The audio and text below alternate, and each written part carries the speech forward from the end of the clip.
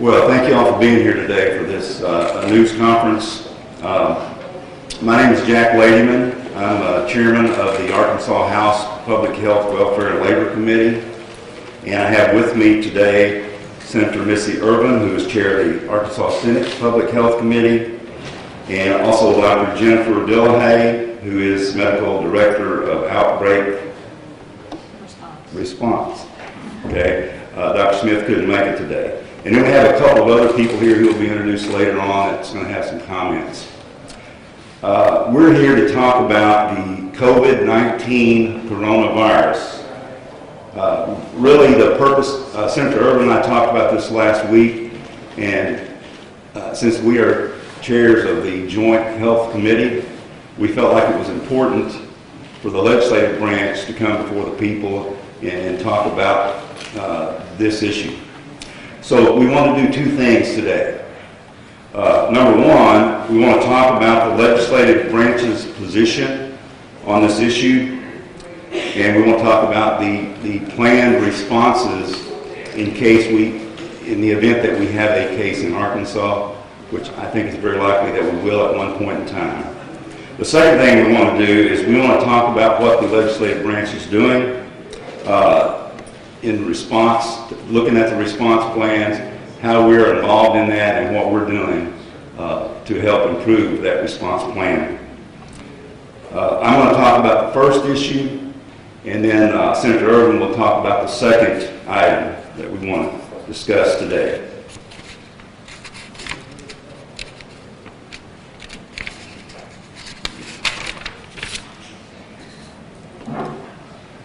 Let me just say, to begin with, I think as a state, Arkansas is at low risk to this virus. Let me give you a little background why I think that. And again, I don't pretend to speak for all the people in the House. This is my opinion. Being on public health, I see a lot of things. I talk to a lot of people, but we have legislators, and I'm not speaking for all of them. But my background, I was a part of a team that developed the pandemic plan for a large international company, 230,000 employees that worked in 50 states. We ran power plants, wind farms, solar fields, and we developed this plan during the bird flu epidemic. You all might remember that. So I understand what it takes to develop a plan. I understand what the plan should have in that, because we had a very dispersed workforce in some countries that were third world countries. And if you've ever been around a power plant or a wind farm or a solar field, there are a lot of birds around those facilities. We had to develop a dead bird policy. We did not want our people exposed to that virus through finding dead birds on the facilities. So I say that to tell you that I have had some experience in this, and I've seen it in multiple countries. So I think I am somewhat qualified to evaluate what's going on in our country today. So it's one of the most important things that we need to do is to not overreact, either in our policies or in what we do on a day-to-day basis as Arkansans. We don't need to run out and buy toilet paper and gloves and masks. That only makes the situation worse, because we are at low risk. There are a number of factors that make us low risk.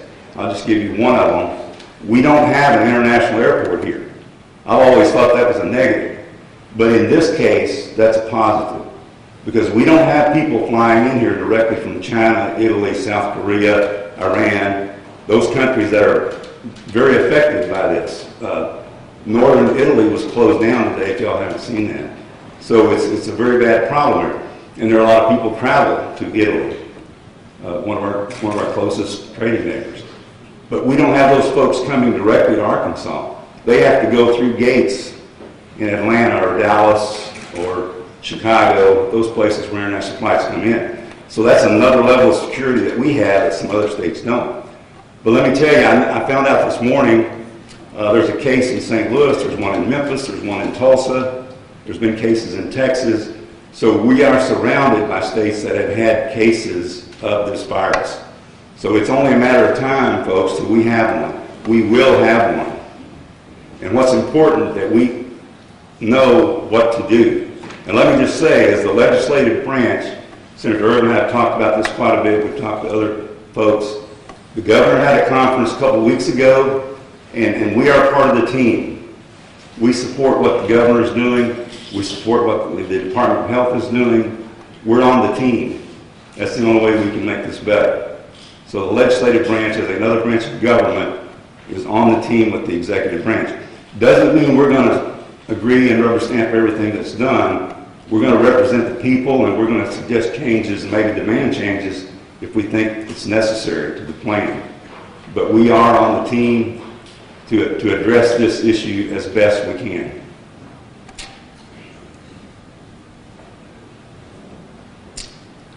So I think that's all I wanted to cover, but not only are we at low risk, we need to realize that and not react with a knee-jerk activity, but we do need to realize reality because it is coming to our state, so we need to be prepared. And I believe that we have a plan to do that, and I have total confidence in Dr. Smith and his agency and the plan that they have and how they're going to respond to that. So with that, I'll go ahead and let Senator Irvin speak. Thanks, Jack. So thank you. I'm Senator Missy Irvin, and as Representative Lehman said, I'm the Senate Chair of Public Health Welfare Labor Committee. We have several members of the legislature that are here with us today, and I want to thank them for all being here. Thank you for your work and your diligence in serving on Public Health Committee and for the respective roles that you play within the legislature and for being here. We are in partnership with the executive branch, and so this was a press conference to let the people of the state of Arkansas know and understand that your representatives and your senators are working very closely behind the scenes with your executive branch and your agencies, as well as people within the industries. And I have two of those individuals here that I'll introduce here in a minute. But that we are your contacts. If you need assistance, you should call your representative or your senator. We are there to help you get in touch with folks at the health department or at DHS or with other people that represent the industries. So utilize the Arkansas Legislative website to contact your representatives for assistance or questions. If you have questions, we'll help you get those answers. That's number one. It is important that we work with all those different folks and those components. So the Public Health Committee meetings, you can watch those live stream now, and so I would encourage the folks out there in Arkansas to watch the Public Health Committee meetings for those live stream updates from the Arkansas Department of Health. You can also go back, they are archived, you can go back and you can watch them. So tune in for those updates. We will hold Public Health Committee meetings as necessary to give those updates. I think it's really important to understand that we are reviewing protocols. Those protocols, just like today, the directive that Dr. Dillahay will speak of that was issued this morning from the Arkansas Department of Health, we will also be helping to get that word out, coordinating that, working with those agencies to develop any type of protocols that are needed or necessary. If there are policy changes, we're learning and taking notes from that right now. So I think those are important. We're getting input from folks in the long-term care industry, from medical physicians out in the state. They are sending us their suggestions, their thoughts. We are collecting all of those things, and so we will be looking at all of the policy changes. I will also ask the Bureau of Legislative Research to provide a link on the Arkansas Legislative website to the Arkansas Department of Health's website. That hopefully will help get other members. So I'll be asking them to do that today and try to put that link and make it available on the Arkansas Legislative website. Just like Representative Ladyman said, I think it's really important that the people of the state of Arkansas know that the legislative branch, those of us working to represent all of our different areas across the state, are working hand in hand with the executive branch to make sure that we are very prepared for what will probably come upon our shores. And with that, just to note that the directive that the Arkansas Department of Health has issued this morning, the state of Washington just issued this morning. So we are way ahead of the game. They are taking notes. They are learning from what's happening in the other states, and they're responding accordingly. So we're ahead of the game in Arkansas. And with that, I want to introduce Dr. Jennifer Dillahay with the Arkansas Department of Health. She is the Medical Director for Outbreak Response. Thank you, Senator Irvin and Representative Ladyman. I would like to say a few words about our concern for our older adults and persons with underlying health conditions and our compromised immune systems. They are at most risk for serious complications from coronavirus disease 19, which we also call COVID-19. Residents at long-term care facilities are especially vulnerable. So it's important to limit the potential exposure of COVID-19 and other infectious diseases in these facilities. So, as Senator Irvin mentioned, Arkansas has been able to learn from other countries and states' experience with COVID-19. And the situation of an outbreak in a long-term care facility in Washington State was especially concerning to us. So for this reason, the Arkansas Department of Health is taking the proactive step of issuing a public health we're taking this proactive step of issuing a public health directive to long-term care facilities. That includes questioning visitors regarding travel within the past 14 days, questioning visitors about their potential exposure to ill individuals, and screening the visitors and staff for signs of illness such as fever. These are good infectious control practices for any facility to prevent the spread of illness or introduction of illness into a facility. And so those people who are identified with fever should not enter the facility under any circumstances. So we're really happy to be working with our partners in long-term care.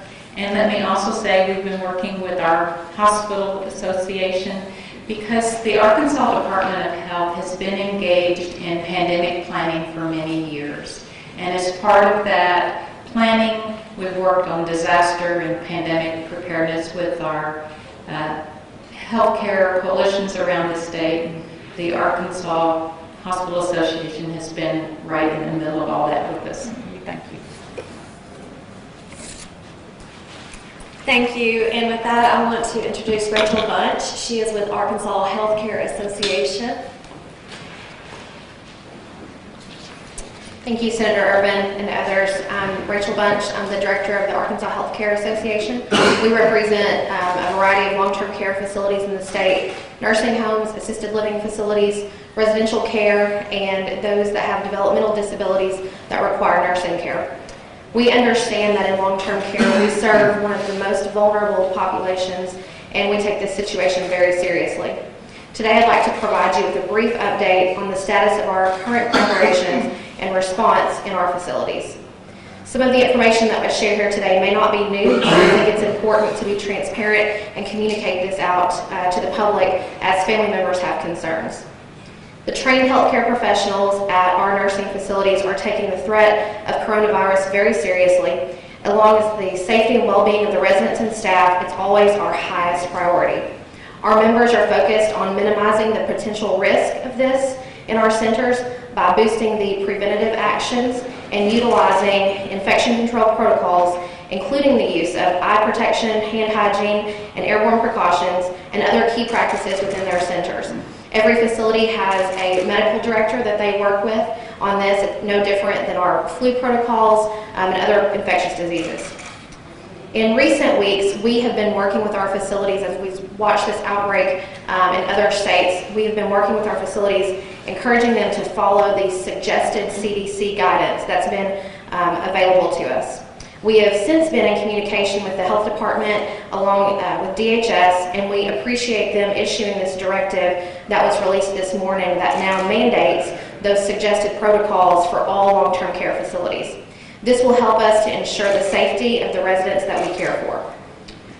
Our priority right now is to prevent the virus from getting into long-term care facilities, and if it does get into facilities, to prevent it from spreading. That work is generally focused on 3 areas. One is preparing the facility. And this involves the CDC guidelines and reviewing and updating infection prevention and control plans. 2 is preparing our staff. Our focus has been on reminding all staff that anyone who is sick should stay home from work. Facilities across the state are working to implement this new mandate, which will involve screening of both staff and visitors. And 3 is following the same basic procedures used during the flu season and the current requirements for skilled nursing facilities. All visitors will be screened as part of this new mandate in long-term care facilities. Facilities right now are working to implement this, and we're reviewing our policies. They will restrict entry for visitors that meet any of the screening criteria as outlined in the Department of Health mandate. Family members that want to visit can contact the facility for other options. Facilities can help make things available such as phone calls, text messages, emails, social media outreach, and other things. If family members are concerned and want to visit with their loved one or want status updates, they can contact that facility per usual. What we're asking for the public to do right now is to not visit a long-term care facility if you have been sick. We want you to follow the CDC guidelines, stay home from work if you're sick, and don't stockpile large quantities of supplies that healthcare professionals need. Now I'll turn over to Jody Ann Hospitals. And also we work very closely with the Arkansas Hospital Association, and with us we have Jody Ann Tritt, who's with the Arkansas Hospital Association. Jody Ann. Hi, I am Jody Ann Tritt. I'm the Executive Vice President for the Arkansas Hospital Association. I am very honored to represent the 106 member institutions we have, which are not only the acute care centers that you think of when you think about a hospital, but we're also your local specialist in emergency response, and we prepare for the unexpected every day. We support our communities through a variety of things, whether it's crisis, uncertainty, or just your everyday things that happen in our communities. Infection prevention and control systems are in place this year 366 days, although usually it's just 365. And as Dr. Dillahay said, we have been involved in pandemic planning and planning for cases such as these for a number of years and are prepared today. That being said, hospitals and healthcare systems know and understand that our patients and our communities are increasingly concerned about whether and how the virus will be spread within our state. The most important message that your hospitals want you to hear is this: unless you are experiencing symptoms of a medical emergency, please do not come and see us. We most definitely want to see you if you are experiencing anything that you would normally come to the hospital for, but we're not the place for you to come for a routine screen in this particular instance. Do what you would normally do if you're sick. If you have a fever, take over-the-counter medication. In order for our response to this outbreak to be the most efficient and effective it can be, hospitals have to do the same thing that Rachel has to do in taking care of her facilities, and that's to protect the most vulnerable patients every day. We have to deliver expedient care to those who are desperately in need of it, and we have to keep our hardworking healthcare providers healthy. So only patients who need hospital care should go to hospitals at this time. If you feel ill in any way, and this is every day, whether we're experiencing a system like this or not, don't personally visit your hospitals as a visitor. Or don't venture out into the public where you can actually expose your friends and neighbors to what you might have. Be thoughtful. Do what's right to keep yourself healthy. Wash your hands. Take precautions like you need to. While we're prepared and are continually improving our processes, also keep in mind that this is a fluid situation. If done correctly, it will appear that we've all overreacted. That would be a really good thing to happen in this case. As more information is made available, pay attention to your local hospital's communications, to our fantastic health department, the Centers for Disease Control and Prevention. Pay attention to your legislative website that will now have information that links to resources that you might need. And then know that we're all doing our part to effectively communicate what we know is in the most timely manner possible. We want to thank Senator Irvin and Representative Ladyman for having this meeting today so that we can be informed. It is very important to be prepared, but it's not necessary to overreact in these kinds of situations. Arkansas has a very long history of rising to meet the challenges caused by epidemic disease. In these difficult times, we must all come together to cooperate as a state, safeguard the public's health, and protect our most vulnerable citizens. Hospitals are the heart and hands of many of our state's communities, and we take this role very seriously. We're proud to be a part of the statewide community of support and care that faces challenges as a united front. Your hospitals are here for you, and as Representative Ladyman said, we're also very happy to be a part of the team with the executive branch, the legislative branch, with our patients, our families, and the communities that we serve. Thank you. I would just follow up to say that we are also having a massive flu outbreak in the state of Arkansas. So those two things can be conflicting and add on to one another. So we're going to be getting an update today in Public Health Committee meeting about the flu. We've had several schools that have closed because of that. So that is adding to, I think, the situation. So we'll be providing those updates as well. And the same things go for that. The same protocols need to be in place and those policies need to be revised and looked at to see if they're being effective so that we can minimize school closures and absentees from schools and keeping everybody out there safe. With that, Representative Ladyman. Thank you. And I want to thank Senator Urban for her work on this. She's done a lot of work on this. I appreciate working with you on that. I think it was something that needed to be done so that you all know what we're doing in the legislature. And I also want to thank our presenters today. You did a very good job. Help me thank them if you would. And you know, I think the example of what's going on in long-term care that they just issued today is an example of our proactiveness here. In Washington State, I think they had 12 fatalities in one nursing home, and they just put that rule out today. So we're very proactive in that, and I am really pleased at the team that we have working on this. And as was said a number of times, listen to your health professionals. There's a lot of stuff out there on the media. Make sure you've got the right answer and listen to them. I'll give you a couple of facts that you may not know. You know, the average age of the fatalities worldwide is 80 to this virus. No one globally under the age of 18 has died from this virus.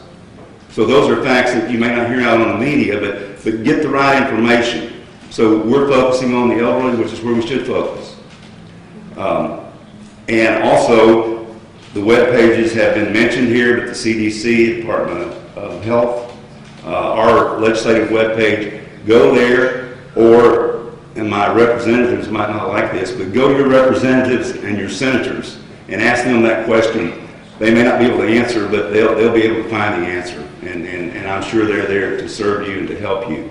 So go to them if you can't find that answer anywhere else. So again, thank you all very much for being here. I appreciate it, and we can whip this thing, I guarantee you. Are there any questions? Go ahead. I have a question for Dr. Dillon. Basically, just want to get an update of where things stand in terms of the resources that you all have, and especially with testing capacity and where things stand in the state at this point. Yes, so the Arkansas Department of Health has been testing in the Arkansas Public Health Laboratory for a couple of weeks now. And we have the capacity to do to 20 tests a day, but we have a new protocol which will increase that. But I also want people to know that clinicians can now order a COVID-19 test through the major laboratory companies, including Quest Diagnostics, LabCorp, Mayo Clinical Labs, and ARUP Laboratories. And that is being rolled out this week. So clinical testing for COVID-19 will be much more widely available beginning this week than it has been in the past. You said the capacity is going up from 20 to, what's the new capacity going to be? I don't know that off the top of my head, but the change in the protocol should be able to increase it, but I don't know the number. Dr. Delahaye, walk me through what would happen if somebody shows up at a county health center with a fever, a cough, and a nephew who just got back from a cruise. Well, so if someone has symptoms, and what we're looking for are fever, cough, shortness of breath, something like that, could be a number of things. And we would encourage them, rather than to come to the local health unit, to go to their provider and to call ahead, because that healthcare provider needs to be aware that they're coming, so that when they arrive at the door, they're provided with a surgical mask that they can put on the patient. This mask will be very helpful in preventing the spread of respiratory droplets, because that's how this virus is spread, droplets that people spew out when they cough or sneeze. They put that on and it blocks them. And then that person would be escorted to a room, an exam room, that is unoccupied by themselves with the door closed. If that facility happens to have a room that provides airborne isolation, then that would be the choice of a room. And then when the healthcare providers see them, they need to be prepared and wear their personal protective equipment. They need to have a gown and gloves and a mask. Healthcare providers wear a certain kind of mask called an N95 mask. They should have that on, as well as some eye protection. And that is how they would interact with the patient and assess them. Of course, healthcare providers should not just look for the virus that causes COVID-19, but there's other similar viruses in terms of the clinical picture. They should look for influenza as well as other respiratory pathogens like RSV. Two more questions. We've got time for two more. What would you do if they show up at a county health unit? Well, the county health units are instructed to provide the person with a mask. And then we would get a call at our local, at the outbreak response section. One more question. Anybody?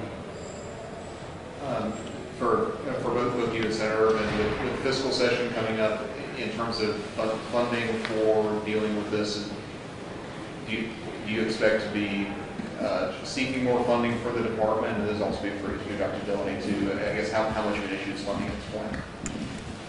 Well, in my work at the health department, I'm not engaged in the funding issue, so I really wouldn't be knowledgeable about that. So I better not say anything. Yeah, I think we'll work closely with the governor and Dr. Smith if that's necessary. We are, I will say, I'm very thankful to President Trump and the Congress for their appropriation and their funding. I think it's $8 billion or a little over $8 billion that the federal government has funded towards these efforts. Vice President Pence, I really appreciate his work on all of this, and I know that they've been in constant contact with the federal government and administration about that. So if the need arises at the state level for funding, then we'll address that, but I anticipate that the federal funding should be in place to help with any of our needs that we might encounter.